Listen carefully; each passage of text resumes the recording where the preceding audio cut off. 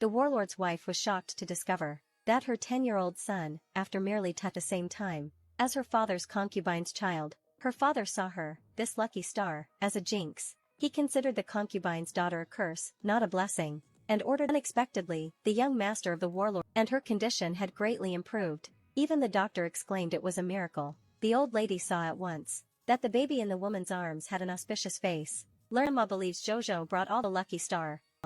If the workers all leave, the warlord's mansion won't be able to sustain itself, but most of our family assets, taken to the front lines by the warlord. The scheming woman's older sister showed up uninvited. As soon as she entered, she started settling old scores, bringing up and cut by glass. And then, good news came from the warlord's mansion. His eldest daughter-in-law, who, however, at this moment, her elder brother, Du Deshang, suddenly appeared, forced his eldest daughter-in-law to have an abortion, and marry Master